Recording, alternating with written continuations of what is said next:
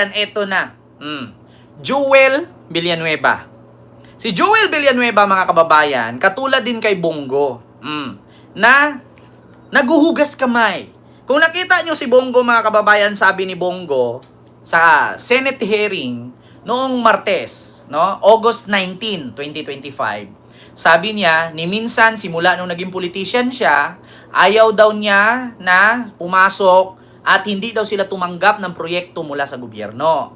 Pero according kay Trillanes, magpa-file daw ng kaso si Trillanes ng plunder at kung ano pa dahil tumanggap daw ang pamilya ni Bongo ng almost 6 billion nung panahong si Duterte ay presidente at assistant pa lang si Bongo.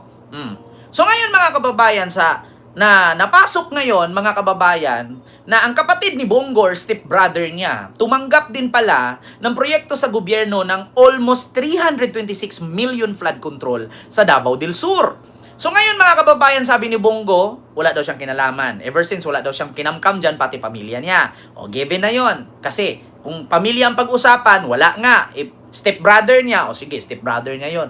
Ngayon, mga kababayan, sumunod naman itong si Villanueva. Naguhugas kamay din. Bakit? According kasi, mga kababayan, sa ibinulgar, no, ni, tawag dito, ni Pampilo Lacson, na ang kapatid ni Villanueva, na si Mayor June Villanueva, ay may koneksyon doon sa district engineer ng Bulacan, na si Alcantara, at ang sabi nga nila, hindi daw magkakilala noon. Itong si kapatid ni Villanueva na si June Villanueva na mayor ng Bulacan at itong si district engineer or city engineer ba, whatsoever.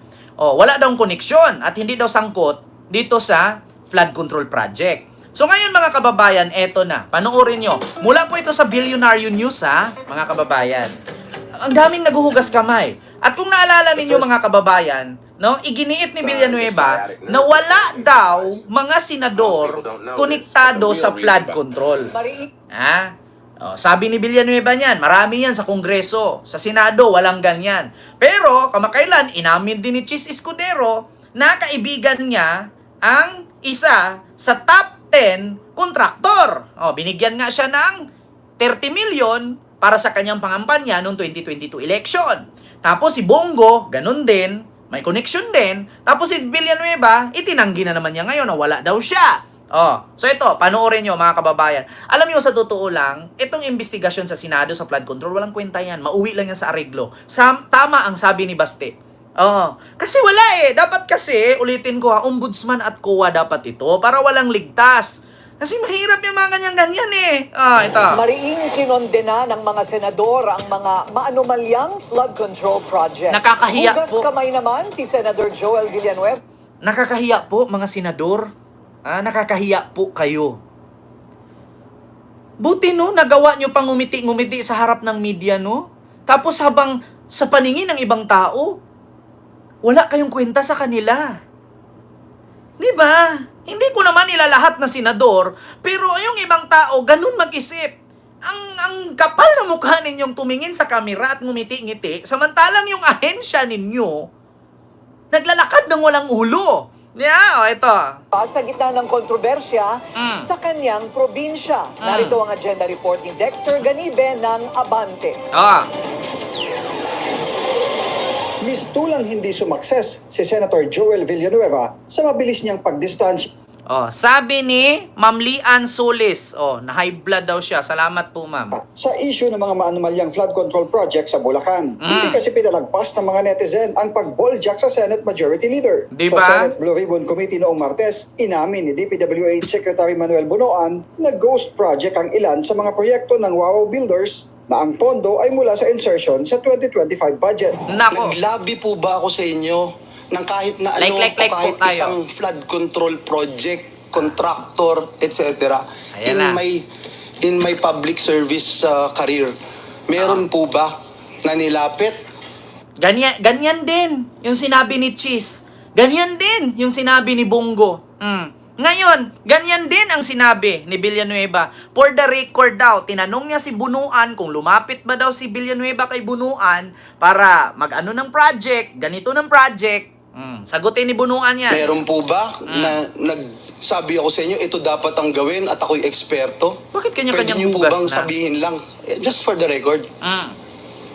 Well, for the record, Your Honor, I don't recall anything that came from you to propose any flood control project. Like po Kahapon, tayo. matapos ang expose ni Senator Panfilo Lacson sa mga ghost projects sa Bulacan, mariing kinundina ni Villanueva ang anyay panggagahasa ng mga maanumalyang flood control program ng gobyerno sa kanyang lalawigan. Bisita pa niya sa Senate session ng mga alkalde ng ilang bayan sa Bulacan para ipakita ang suporta sa Senado sa ginagawang investigasyon. Ayon kay Senate President Pro Tempore Jinggoy Estrada, alam ng mga alkalde ang mga proyektong ginawa o gagawin sa kanilang mga nasasakupan. Dito pa lang si Jinggoy, dumaan yan pagka-mayor ng San Juan. So, alam din niya na may mga proyekto ang mga congressman, no, pati ang district or city engineer, kasi mayor siya. So, imposible naman na yung kapatid ni Joel Villanueva na si June Villanueva, walang alam dyan sa flood control at hindi siya nangingialam sa city engineer patungkol sa mga proyekto. Nako po. Hello po. Good evening. Maraming salamat, Ma'am Wing, sa yung super chat. Thank you so much. Ako, naging mayor din ako, kaya lahat ng mga proyekto ng mga congressman ko, nalalaman ko. Pinapakita yung mga plano. Yes, marami rin ako nireject. Di ba? Mismo nga si Jinggoy may karapatan mag-reject kasi mayor siya. Tapos ngayon sasabihin na lahat ng mga politician diyan sa Bulacan walang alam? Aba, kakaiba yan. Anong klaseng trabaho yan? Kung mismo si Jinggoy, alam niya na may ganyang project, nire-reject pa nga daw niya yung iba. Tapos ngayon, yung mga politician sa Bulacan, walang alam. Ano yun? Sa Biringan kayo nag-duty, tapos sa Biringan, sa Bulacan kayo naka-address? Ano yun? Nakakapagtaka. Mayor na nagsalita, si Jinggoy naging mayor yan. Kahit si Isko, alam na alam ni Isko, sabi ni Isko, tignan nyo, mga flood control sa Maynila, hindi gumagana. Sino bang congressman yan? Di ba? Si Isko nga mismo nagreklamo doon sa flood control ni Congressman Valeriano. Na hindi daw gumagana yung flood control niya doon sa District 2 ng Maynila. Di ba? Kahit ang mayor noon ay si Hani Lacuna. Alam nga ni Isko eh. Di ba? Bakit ganon? Mayor ako. Tinawag ni Senador Erwin Tulfo na pagnanakaw to the max ang ginawa sa bilyon-bilyong pondo na inilaan sa flood control na maaari anyang meron din sa iba pang infrastructure projects. This is nothing less than a grand robbery of our nation. To the highest level na korupsyon din kung isalarawan ni Senator J.V. Ejercito ang anomalya sa flood control projects. Sa panayam ng programang Parikoy ng Abante, kahit anya ang Diablo ay mahihiya sa kakapalan ng mukha ng mga sangkot sa anomalya. Ay impyerno levels na ito. Impyerno levels na ito, kademonyuhan na po ito. Baka wala na spasyo Kailangan may managot. Puno na. Baka nga si Satanas matakot sa kanila. Di ba? Sa Martes, nakatakda ang interpellation o pagtatanong ng mga senador kay Lacson dahil masama ang pakiramdam niya kahapon. Tingnan nyo, kahit si Pampilo Lacson, pinangalanan lahat. Dyan daw sa Bulacan.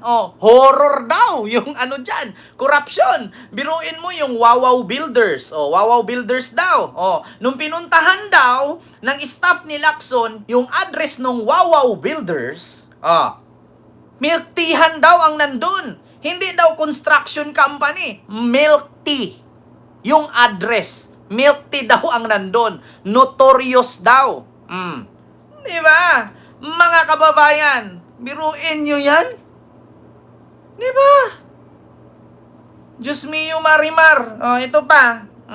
Ay naumani ng papuri dahil sa kabila nito, tinapos at naipresenta niya ng maayos ang unang bahagi ng kanyang expose. Para sa agenda, Dexter Ganibe, Abante.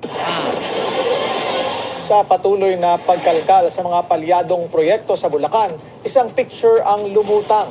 Makikitang magkakasama sa litrato sina dating 1st District Engineer Henry Alcantara, Bukawi, Bulacan Mayor John Villanueva.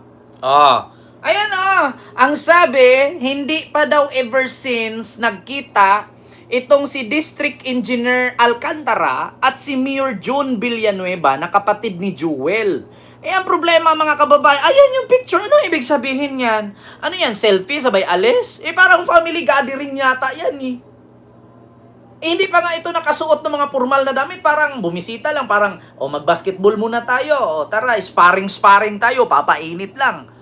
Di ba?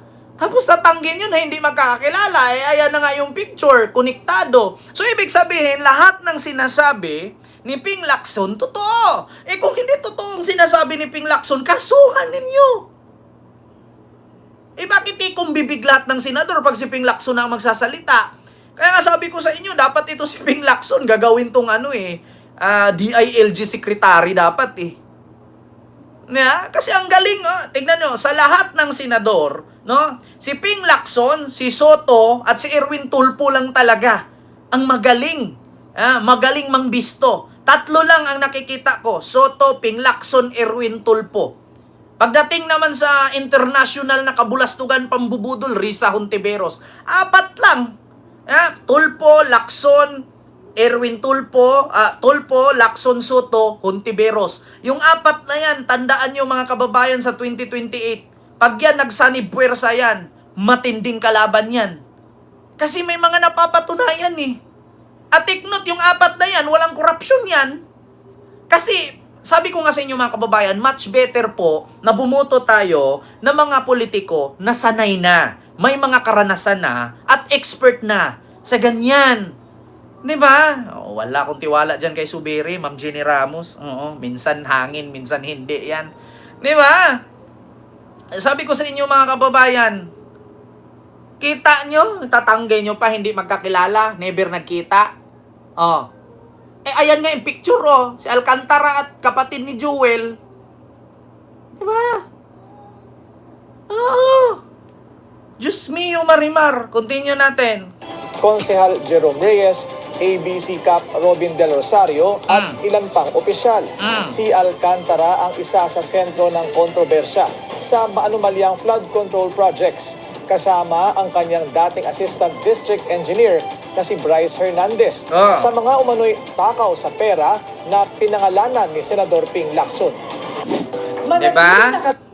Yun ang mga pinangalanan ni Ping Lacson, kapatid ni Jewel Villanueva, Alcantara District Engineer, and the rest na sangkot dyan sa pambubulsa ng flood control budget. 77 million. Yung napuntahan naman ni PBBM, 55 million. Hindi po ito usaping thousand million po. Tayo mga Pilipino, mamatay na lang tayo. Hindi tayo makahawak ng 1 million buo. Makakahawak tayo ng 1 million pero putol-putol. Diba? Putol-putol. Halimbawa, ngayong buwan na to, may 500k ka. Next month, may 200. Next month, may 300. Di 1 million na. Pero hindi buo. Pero sila, milyon ang pinag-uusapan dito. Tapos pag nabisto, kanya-kanyang hugas kamay. Ano to? Kailan pa naging DOH ang Senado? Di ba?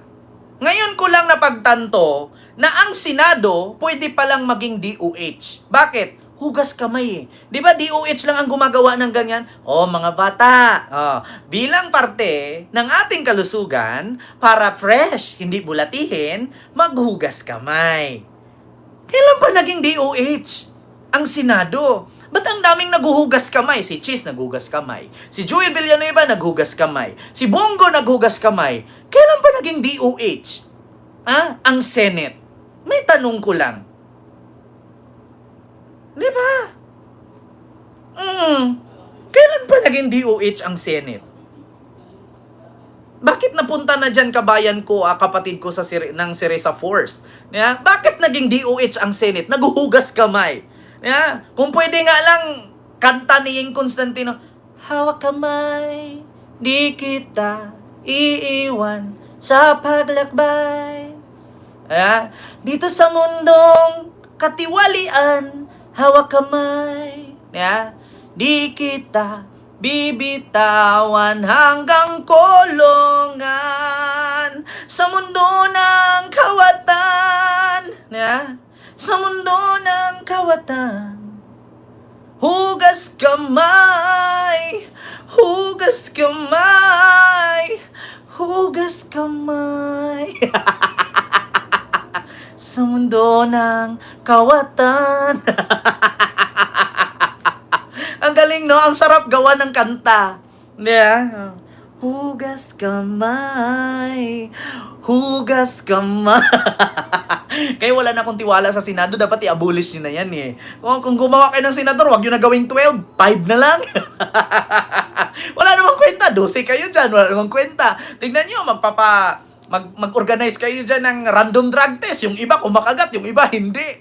Oh. So, ibig sabihin, sa Senado pa lang, kapi-kampihan na kayo. Diba? Abolish na yan. Walang kwenta.